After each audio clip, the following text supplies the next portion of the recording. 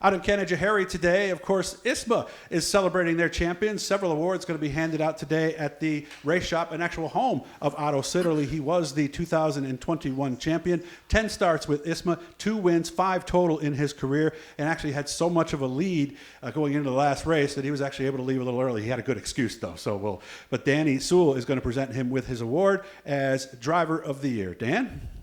Congratulations, Otto. Hell of a job.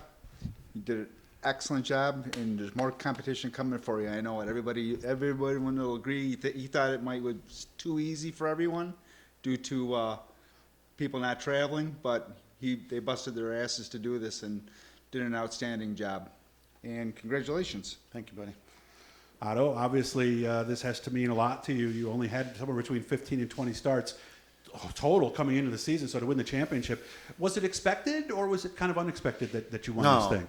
No, it was definitely not expected on our part. We just wanted to go and, run competitive, be at all the shows, support the series. And we knew we had a really good car, but, the year and a half that we've had the car, been learning at every race, getting a little bit better. A couple of tracks that just clicked for us. I talked to a lot of guys who've gone from the supers to the winged cars. How much different is it, and what did you have to learn as a driver to be better in an ISMA car? It's quite a bit different. I've got a lot of laps at Oswego with the non-wing deal. But, learning different tracks, learning a different car and habits, and then, of course, getting a car like this one makes a big difference. His 2 wins were at Lee, USA, and Jennerstown. Were these both tracks you had experience at before this?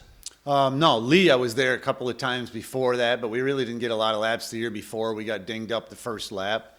A few years before that, we took a Hawk car there, and we ran, 7th or 8th. But I don't know. Like I said, the car just we hit it, worked on it during the night. And, I looked at a few guys ahead of me, and those guys are really good on those tracks. So I don't know. I just was along for the ride. It was a really good car. Okay. And then Jennerstown, I never was there in my life. I never saw the track before. First time at the track? Yeah, but I talked to a guy named Jim Bodner every week in the summer. And, he knows the car obviously pretty well. He built it. He gives me pointers before each race, each track. And this car went good there before. And, they got beat by Lichty at that track. But, so he sort of had the scoop on what we had to do. What were some of the pointers he gave you for Jennerstown? I'm not going to tell you. Okay. No, I think the biggest thing was just being there at the end, I think, was the biggest thing. Okay. And he had such a lead that the final race, where was this final race on the tour? It was Star Speedway for the last race of the year, yeah.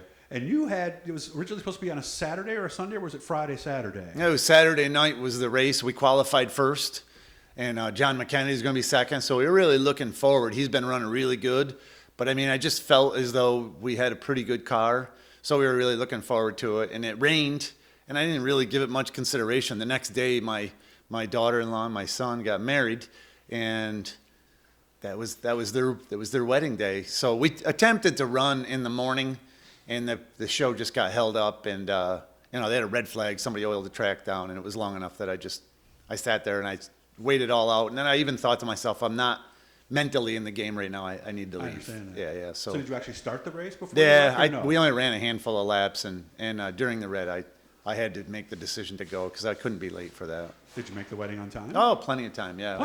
Probably drove faster on the way home than I was on the track. No wing on that on the way home, though, right? So you had to slow down a little more for the corners, maybe. So what does this mean to you? Because, it's not like you're a rookie or anything. You've been around this game for a long time, so win a championship and something new for you, that had to mean the world.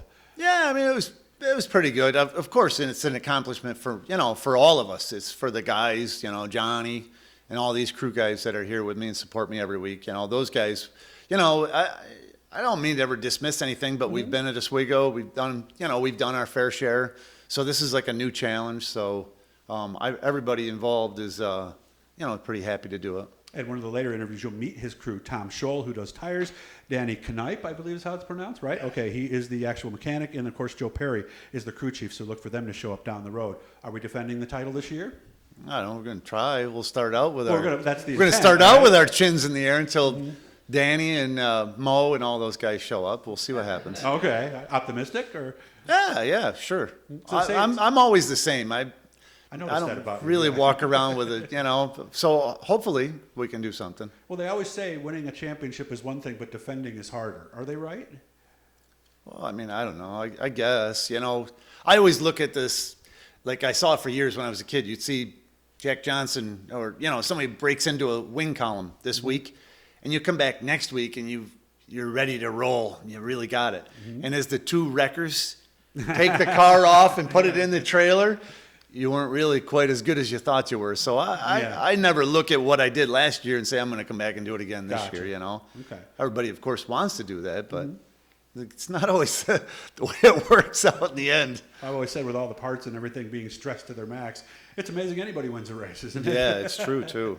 Well, congratulations. I'm happy for you. Yep, thank and, you. Are there any thank yous you'd like to get in before I let Yeah, you go on just this all one? the guys, you know, and the coach that's got all the good equipment and all the help here from the guys and the support. All right, we got a lot more coming up from this day out in Canajoharie. Hit the little blue E down in the corner, let us subscribe you, and let you know every time we're doing something cool and talking to somebody cool. Otto, thanks, man. Good job. Thank you.